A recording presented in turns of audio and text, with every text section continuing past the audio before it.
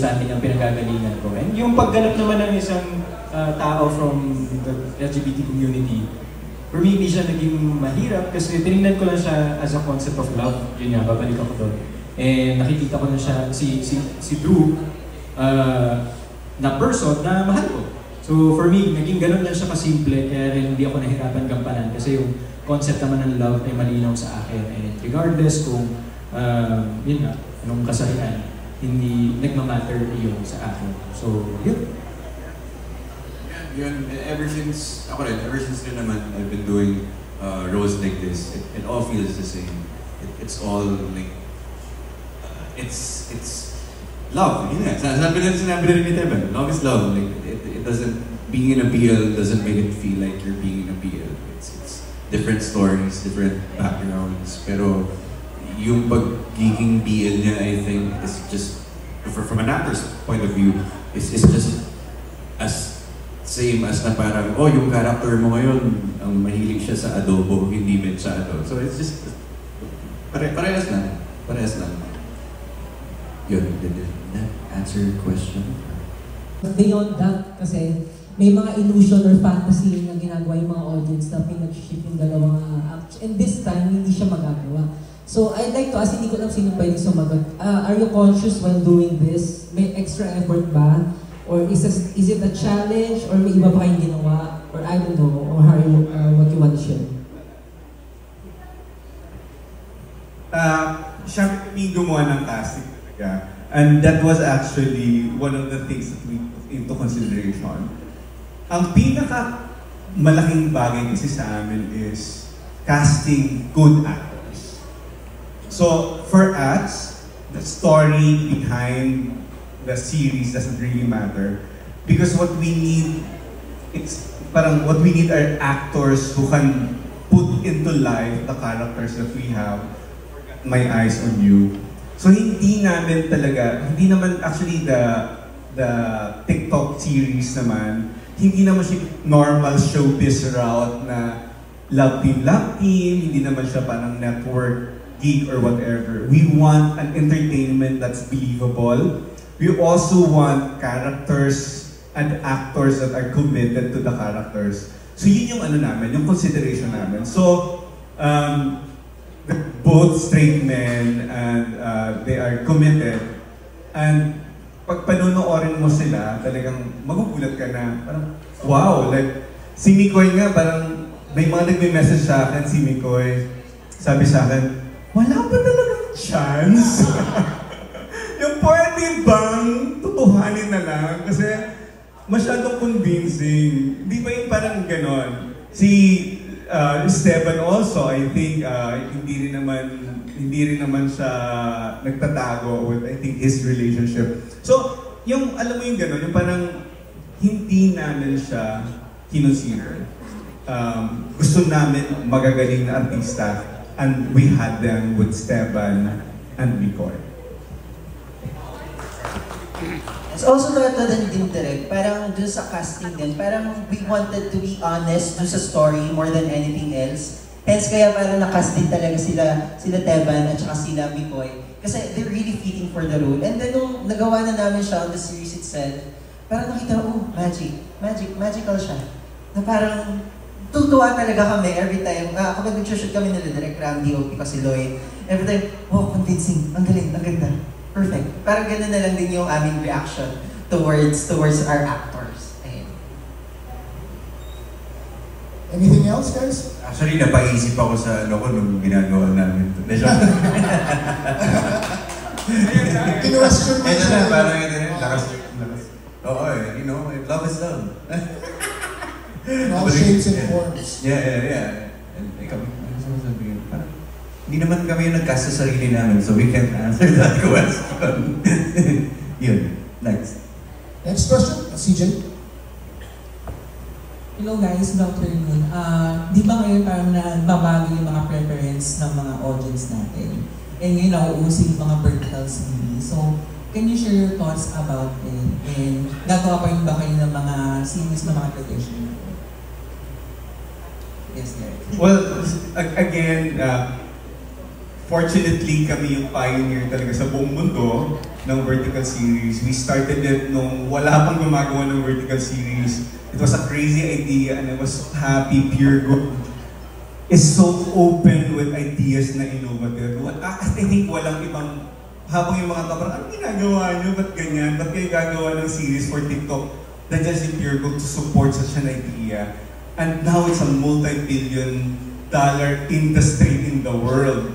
So, kami ang nagsimula nun.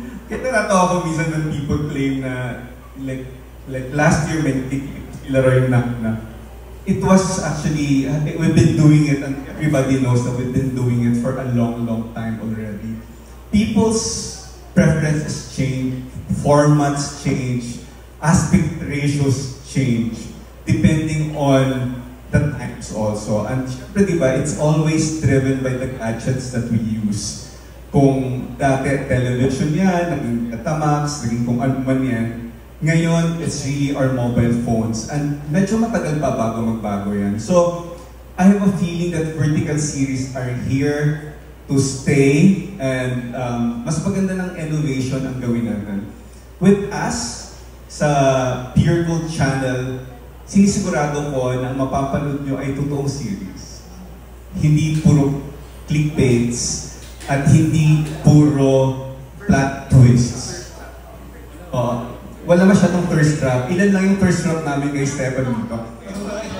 Di ba yung parang we want real narratives. Andun kami proud. Kasi yung Got My Eyes on You, pag panoorin nyo, masarap siyang panoorin ng putol-putol. Pero kung gusto niyang panoorin ng tuloy-tuloy, buo yung kwento. Hindi puro plot twist lang.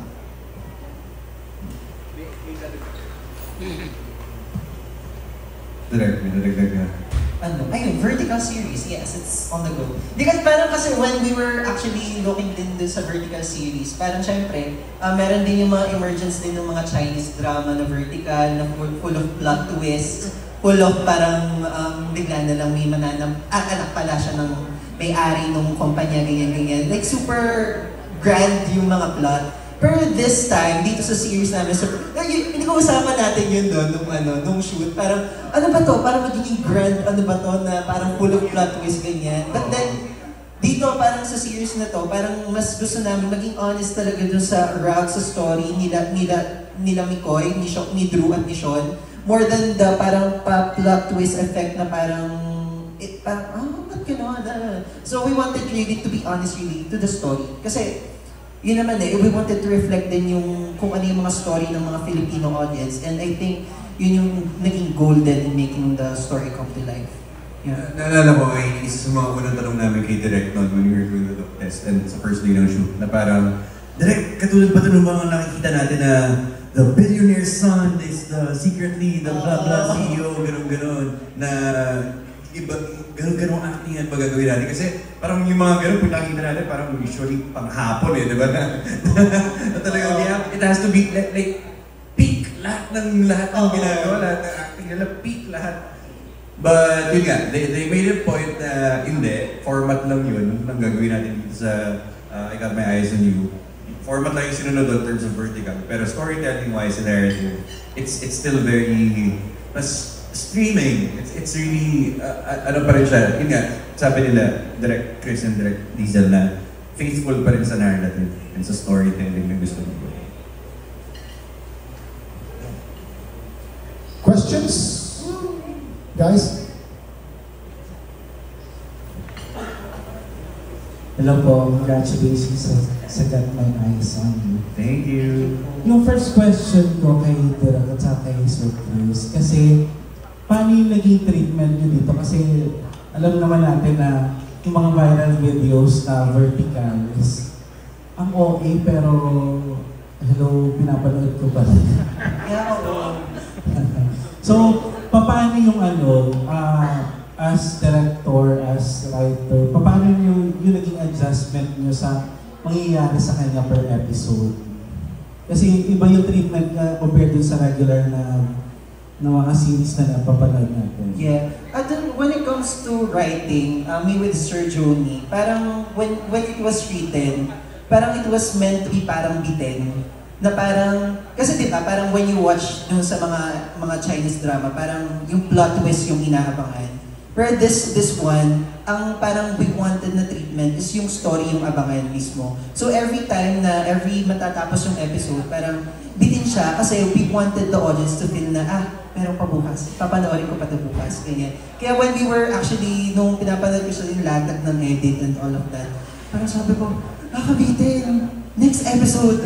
Tapos dun ako parang nagkakaroon ng satisfaction every time na papanood ko na yung mga next episodes. And then when it comes to the plot, to the per episode ng TikTok, ganun siya, parang may pabitin effect siya really at the end of each episodes. And then when it comes to shooting it, of course, syempre, we could really consider din yung vertical format, ganyan. And then adjustment din siya when it comes to editing and all. Because I feel like yung pag-shoot talaga din kasi ng vertical series, it's parang medyo new discipline siya, ibang atake talaga when it comes to shooting compared to, di ba, nakasanayan natin horizontal siya.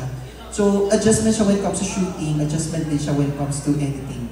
And of course, adjustment din, syempre, sa writing din siya. Actually, nasabi naman ni yung hindi namin talaga, parang hindi namin masyadong pinagtuunan yung parang plot twist na format ng mga verticals ngayon. Bitin is actually the word talaga. No? Parang we want to make sure na people will watch it because parang may craving sila for the story to be finished. Hindi dahil sa gusto nilang magulat ng kung anumang plot twist.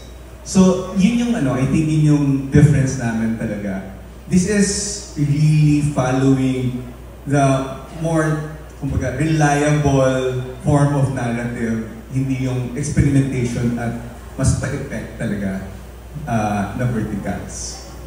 Thank you po. And for the actors, paano yung naging adjustments ninyo?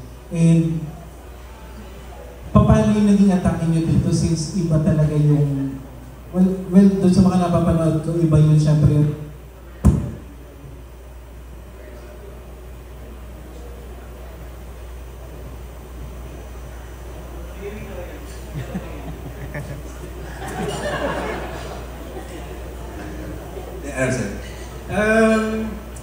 sa akin, parang wala naman po masyado naging consideration, to be honest. Kasi ako po at the end of the day, kasi sa acting, depende rin sa direction ng director. So, and naging malinaw naman yung direction ni Diesel na kung ano yung vision nila. So, wala naman parang naging specific kind of acting na na-require. Nag-require naman sila to be true doon sa storya, doon sa karakter namin. So, parang wala naman special consideration. Kasi parang, yung muna yung concern namin kasi pag sinabi mo na vertical cinema, microdrama, it's very compressed, na parang wala kang time huminga. Like, walang babad yun kasi lahat may nangyayari every second. But with this one, we shot it as if it felt like we were shooting a film. Tapos siguro naging vertical na lang siya, naging microdrama siya because of the edits and how they took care of it sa post-production. Tapos, tama ba? Hingin na mo, di ba? Adjustment sa microdrama, di ba? Okay. Ayun, pero challenge din siya kasi parang, ewan ko, pero ako hindi ko maalis sa isip ko when we were shooting this na parang, saan kaya ito puputulin? Di ba? So ano kaya dapat ibigay mo dito? Kasi hanggang gano'ng kahaba kaya itong eksena na to or itong episode na to. So, ayun. Pero, any more additional sa cast? same daw. Copy-paste. Actually, same lang naman kasi we are guided by kahit bago si Diesel, sobrang galing din niyang mag-guide, magbigay ng instructions and siya yung piloto kasi ng series natin. And we work with good actors, sabi nga ni Direk Chris, binigyan ng buhay ng mga actors, yung mga characters na aabangan natin sa mga susunod na episode ng Got My Eyes On. And for Todia, syempre galing ka sa vertical, syempre yung sa TikTok, sa Reels. Ikaw ba, paano yung naging, first mo ba to, and paano yung naging experience mo sa kabuuan ng My Eyes on You? Okay, so answer that. Yes, it's my first time po talaga. And actually, hindi naman naging challenge sa akin na magkaroon ako ng ganitong klaseng acting project. Since it's a cameo role, and I'm grateful na nakast po ako dito sa Got My Eyes on You. Bilang tao ako lagi ng TikTok, so hindi na naging mahirap sa akin at hindi na ganun kalaki yung adjustment sa akin since marami namang mga tao ang nakakita sa akin digitally. And when it comes naman sa naging part ng series na ito, well, actually masaya nga po ako na naging parte ako nito. Even though one day lang akong nag-shoot at nakasama nila. At yung isang araw na yun, grateful pa rin ako kasi minulto ako. Winelcome ako ng multo. Hindi ko alam kung bakit. But yeah, hindi naman po ganun kalaki yung adjustment. Hindi naman po ako nahirapan kasi ever since pinapangarap ko naman talaga na magkaroon din at maging part ng project when it comes kapag sa mga DL content or DL materials. Thank you. Thank you. Congratulations. We're down to our last two questions.